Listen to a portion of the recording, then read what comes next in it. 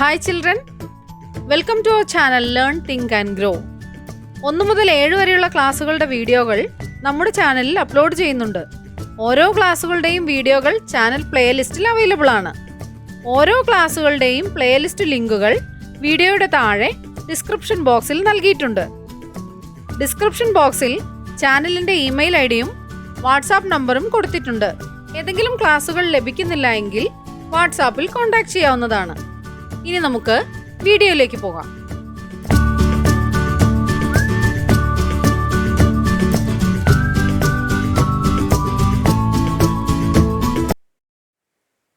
പാഠം 7. വർണ്ണച്ചിറകുകൾ വീശി വീശി. പൂവിൽ നിന്ന് പൂവിലേക്ക് വർണ്ണച്ചിറകുകൾ വീശി പാറിപ്പറക്കുന്ന പൂമ്പാറ്റയെ കൂട്ടുകാർക്ക് ഇഷ്ടമാണോ? പൂമ്പാറ്റകളെ ഇഷ്ടമില്ലാത്ത കുട്ടികളുണ്ടാവില്ല അല്ലേ? ഹായ് പൂമ്പാറ്റകൾ! അപ്പു പൂന്തോട്ടത്തിലേക്ക് ഓടിച്ചെന്നു.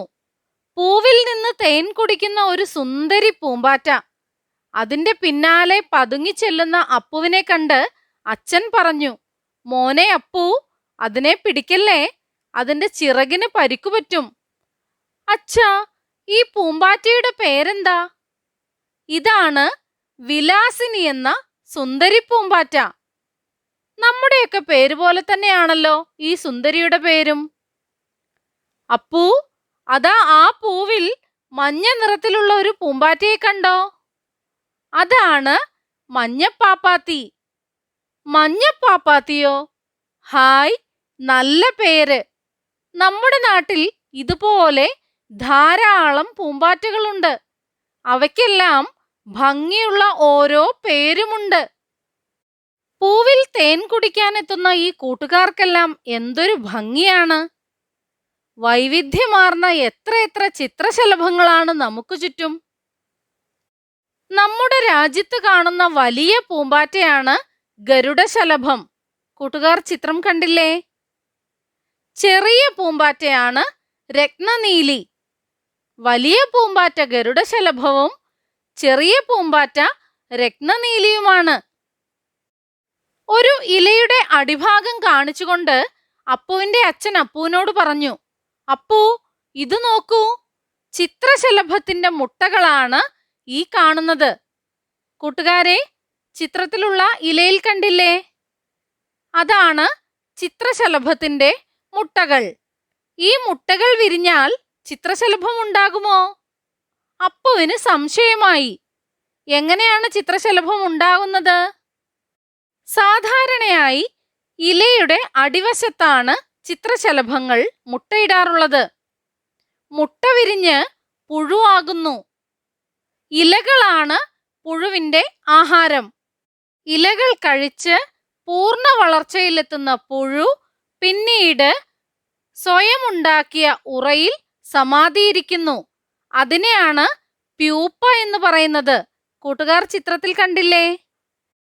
പ്യൂപ്പ അവസ്ഥയിലെത്തിയ പുഴുക്കൾ 1-2 ആഴ്ചകൾ കൊണ്ട് പൂർണ്ണ വളർച്ചയെത്തുകയും കൂട് പൊട്ടിച്ച് ചിത്രശലഭമായി പുറത്തേക്ക് വരികയും ചെയ്യുന്നു.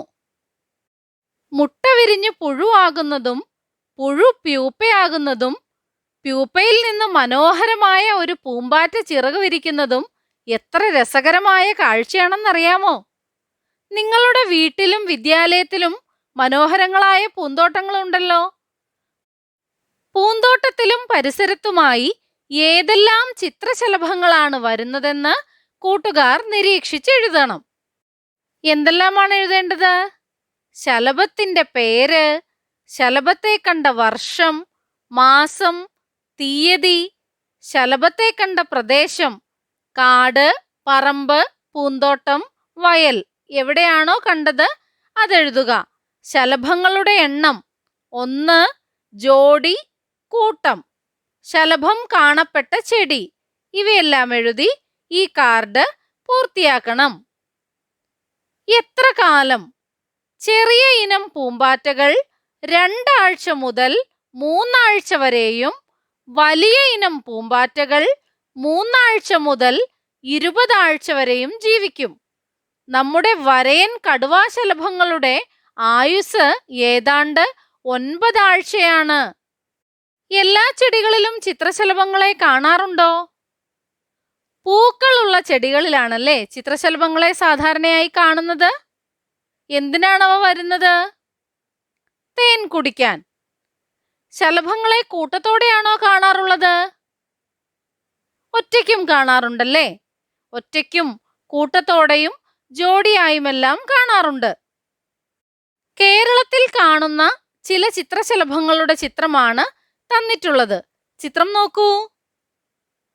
തകരമുത്തി, കരിയിലശലഭം, അരളിശലഭം, നാട്ടുറോസ്, നീലക്കടുവ, എരുക്കുതപ്പി, നീലക്കുടുക്ക, വിലാസിനി, സ്ലേറ്റ് ഫ്ലാഷ്, നാട്ടുകോമാളി, പുലിത്തയ്യൻ, ചക്കരശലഭം, തവിടൻ ആര, കറുപ്പൻ, മഞ്ഞപ്പാപ്പാത്തി. കൂട്ടുകാർ ഇവയിൽ ഏതെല്ലാം ശലഭങ്ങളെ കണ്ടിട്ടുണ്ട്? സാനിമോൾ വരച്ച ഒരു ചിത്രശലഭത്തെ നോക്കൂ. ബാക്കി പകുതി ഭാഗത്തിന് കൂട്ടുകാർ നിറം നൽകണം. കടലാസ് കൊണ്ട് എങ്ങനെയാണ് പൂമ്പാറ്റയെ നിർമ്മിക്കുന്നതെന്നാണ് ചിത്രത്തിൽ കൊടുത്തിട്ടുള്ളത്.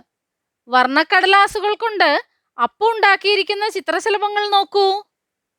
യോജ്യമായ കടലാസ് കൊണ്ട് ചിത്രശലഭങ്ങളെ കൂട്ടുകാരും ഉണ്ടാക്കി നോക്കില്ലേ? ഉണ്ടാക്കി നോക്കണം. പറന്നകലുന്നവർ. പൂമ്പാറ്റകൾ ഇന്ന് എണ്ണത്തിൽ കുറഞ്ഞുകൊണ്ടിരിക്കുകയാണ്. വിവിധ തരത്തിലുള്ള പൂമ്പാറ്റകൾ ഭൂമിയിൽ നിന്ന് അപ്രത്യക്ഷമായി കഴിഞ്ഞു. ചിത്രശലഭങ്ങൾക്ക് തേൻ നൽകുന്ന തുമ്പ, കൃഷ്ണകിരീടം തുടങ്ങി പല ഇനം ചെടികളും ഇപ്പോൾ അപ്രത്യക്ഷമായിക്കൊണ്ടിരിക്കുകയാണ്. പൂന്തേൻ ഉണ്ണുന്ന പൂമ്പാറ്റകൾ പുതിയ ചെടികൾ ഉണ്ടാകാൻ സഹായിക്കും. പൂവിൽ നിന്ന് പൂവിലേക്ക് പാറി നടക്കുന്ന ഈ വർണ്ണവിസ്മയങ്ങളെ നാം സംരക്ഷിക്കേണ്ടതല്ലേ? എന്തുകൊണ്ടാണ് ഇപ്പോൾ പൂമ്പാറ്റകൾ എണ്ണത്തിൽ കുറയുന്നത്?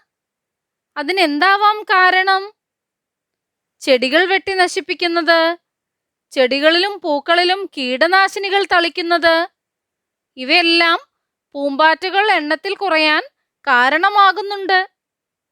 പൂമ്പാറ്റകൾ ഇല്ലാതായാൽ പ്രകൃതിയിൽ എന്തു മാറ്റമാണ് ഉണ്ടാകുക? പൂമ്പാറ്റകൾ ഇല്ലാതായാൽ പല സസ്യങ്ങൾക്കും പുതിയ തൈകൾ ഉണ്ടാകാതെ വരും. പൂമ്പാറ്റകളെ സംരക്ഷിക്കാൻ നമുക്ക് എന്തൊക്കെ ചെയ്യാനാകും? ചെടികളും കാടുകളും വെട്ടി നശിപ്പിക്കാതിരിക്കാം. പിന്നെയോ മലിനീകരണം ഇല്ലാതെയാക്കാം. കീടനാശിനി പ്രയോഗം കുറയ്ക്കാം. നമ്മുടെ വീടിന്റെ ചുറ്റുപാടും നാടൻ പൂച്ചെടികൾ, അരിപ്പൂവ്, കൃഷ്ണമുടി, തെച്ചി തുടങ്ങിയ നാടൻ പൂച്ചെടികൾ വെച്ചുപിടിപ്പിക്കാം. നന്മതൻ പൂക്കൾ വിടരട്ടെ, വർണ്ണച്ചിറകുകൾ വീശട്ടെ. വിലയിരുത്താം. പൂമ്പാറ്റകൾ ഇല്ലാതായാൽ താഴെ പറയുന്ന ഏതു കാര്യമാണ് സംഭവിക്കാൻ സാധ്യതയുള്ളത്? സസ്യങ്ങൾ ഉണങ്ങിപ്പോകുന്നു, സസ്യങ്ങളുടെ വളർച്ച കുറയുന്നു, പല സസ്യങ്ങൾക്കും പുതിയ തൈകൾ ഉണ്ടാകാതെ വരും, സസ്യങ്ങൾ പുഷ്പിക്കില്ല. ഇവയിൽ ഏതാണ് കൂട്ടുകാരെ? പല സസ്യങ്ങൾക്കും പുതിയ തൈകൾ ഉണ്ടാകാതെ വരും. ചിത്രശലഭങ്ങളുടെ വളർച്ചാഘട്ടങ്ങൾ കൂട്ടുകാർ മനസ്സിലാക്കിയല്ലോ. താഴെ പറയുന്നവയിൽ ഏതാണ് ശരിയായ വളർച്ചാക്രമം? മുട്ട, പുഴു, ശലഭം, പ്യൂപ്പ ആണോ? അല്ല. പുഴു, മുട്ട, ശലഭം, പ്യൂപ്പ ഇതാണോ? അതുമല്ല. പ്യൂപ്പ, മുട്ട, പുഴു, ശലഭം അതുമല്ല. പിന്നെ ഏതാണ്? ആദ്യം മുട്ടയാണ്. മുട്ട വിരിഞ്ഞ് പുഴുവാകുന്നു. പുഴു പിന്നീട് പ്യൂപ്പയാവുന്നു. പ്യൂപ്പയിൽ നിന്നാണ് പുതിയ ശലഭം ഉണ്ടാവുന്നത്. പൂമ്പാറ്റകൾ പലതും ഇന്ന് എണ്ണത്തിൽ കുറഞ്ഞുകൊണ്ടിരിക്കുകയാണ്. ഇതിനുള്ള കാരണങ്ങൾ എന്തൊക്കെയാവാം? ചെടികൾ വെട്ടി നശിപ്പിക്കുന്നത്, ചെടികളിലും പൂക്കളിലും കീടനാശിനികൾ തളിക്കുന്നത്, മലിനീകരണം, ഇവയൊക്കെയാണ് പൂമ്പാറ്റകൾ പലതും എണ്ണത്തിൽ കുറയാൻ കാരണങ്ങൾ. നമ്മുടെ ചാനലിൽ അപ്ലോഡ് ചെയ്യുന്ന എല്ലാ വീഡിയോകളും കുട്ടികൾക്ക് ഉപകാരപ്പെടുന്നുവെന്നറിയിച്ച എല്ലാവർക്കും നന്ദി. 1 മുതൽ 7 വരെ ക്ലാസ്സുകളുടെ എല്ലാ വീഡിയോകളും നമ്മുടെ ചാനലിൽ അപ്ലോഡ് ചെയ്യുന്നതായിരിക്കും. അപ്ലോഡ് ചെയ്യുന്ന എല്ലാ വീഡിയോകളും കാണുന്നതിനായി ചാനൽ മെമ്പർഷിപ്പിൽ ജോയിൻ ചെയ്യാം. അതിനായി ചെയ്യേണ്ടത് ഇത്രമാത്രം. സബ്സ്ക്രൈബ് ബട്ടൺ അടുത്തായി ജോയിൻ എന്ന ബട്ടൺ കാണാം. അതിൽ ക്ലിക്ക് ചെയ്യുക. 1ഉം 2ഉം ക്ലാസ്സുകളുടെ വീഡിയോകൾ കാണുന്നതിനായി ഇവിടെ ക്ലിക്ക് ചെയ്യാം. 1 മുതൽ 4 വരെയുള്ള ക്ലാസ്സുകളുടെ വീഡിയോകൾ കാണുന്നതിനായി ഇവിടെ ക്ലിക്ക് ചെയ്യാം. 1 മുതൽ 7 വരെയുള്ള ക്ലാസ്സുകളുടെ വീഡിയോകൾ കാണുന്നതിനായി ഇവിടെ ക്ലിക്ക് ചെയ്യാം.